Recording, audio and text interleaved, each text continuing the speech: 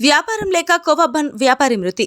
నంద్యాల జిల్లా ఆత్మకూరు పట్టణానికి చెందిన పాలకోవా తయారీ వ్యాపారి 43 ఏళ్ల షేక్ బాషా గుండె నొప్పితో మృతి చెందారు. అతను చాలా ఏళ్లగా పాలకోవా తయారు చేస్తున్నారు. మన రాష్ట్రంతో పాటు తెలంగాణ, ఇతర రాష్ట్రాలకు సైతం తీసుకెళ్లి విక్రయించేవారు. తెలంగాణ రాష్ట్రంలో కొద్ది రోజుల క్రిందట మేడారంలో జరిగిన వివాదంతో అతని వ్యాపారం పూర్తిగా పడిపోయింది. పాలకోవా వ్యాపారం కోసం గేదెలను ప్రత్యేకంగా కొనుగోలు చేశారు. ఆటోలు సైతం కొనుగోలు చేసి వ్యాపారం నిర్వహిస్తున్నారు. దాదాపు 2 వారాలుగా వ్యాపారం లేకపోవడం, గేదెల పోషణ భారంగా మారడం, పాలకోవా తయారీ చేసే కార్మికులు కూలీలు చెల్లింపు ఆగిపోవడంతో మానసికంగా కృంగిపోయారని కుటుంబ సభ్యులు, బంధువులు తెలిపారు.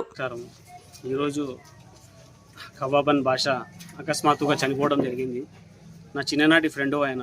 కవాబన్ ఆత్మకూరులో అసలు మొదలుపెట్టిందే ఆయన. ఇది మేడారం జాతరలో జరిగిన ఇష్యూ గురించి ఆలోచించి ఒక 15 రోజుల నుంచి ఆయన అన్నం కూడా తినడం సరిగా మానేసినాడు. దాని గురించే ఇది చేసుకుంటాం ఆయన నాతో చెప్తుండే ఆయన.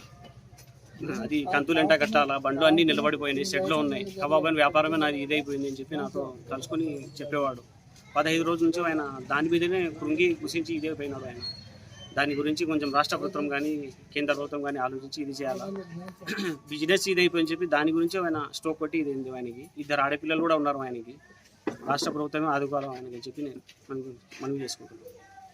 ఇటువంటి మేడారం జాతరలో జరిగిన ఇష్యూ గురించి, వ్యాపారాల గురించి కొంచెం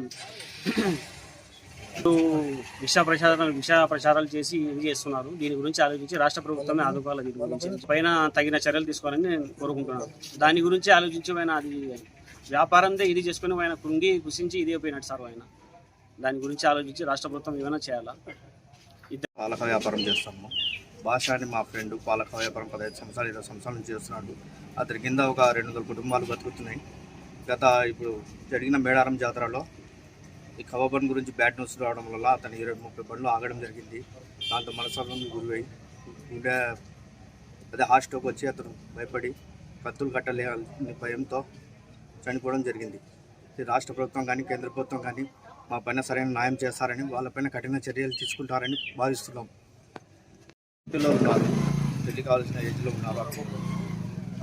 తన కుటుంబాన్ని, తన పిల్లలని ఈ ప్రభుత్వం ఆదుకుంటుందని భావిస్తున్నాను. అలాగే ఈ కవాబన్ గురించి బ్యాడ్గా స్ప్రెడ్ చేసిన వాళ్ళపైన కఠినంగా చర్య తీసుకుని ఇలాంటి ఎంతోమంది బతికేటోళ్ళు ఉన్నారు, వాళ్ళకందరికీ న్యాయం చేస్తారని కోరుతున్నాను. నంద్యాల జిల్లా ఆత్మకూరు పట్టణంలో కవా బాషా అని గత 20 సంవత్సరాల నుంచి ఈ వ్యాపారం స్టార్ట్ చేసిందే ఆయన. గత 20 సంవత్సరాల నుంచి వ్యాపారం చేస్తున్నాడు. ఆయన దగ్గర కనీసం అంటే 100-200 మంది పనిచేసేటోళ్ళు. ఇది వ్యాపారం జరిగిన సంఘటన వల్ల 15 రోజుల నుంచి మనస్తాపానికి గురై ఈరోజు మధ్యాహ్నము గుండె పగిలి చనిపోవడం జరిగింది.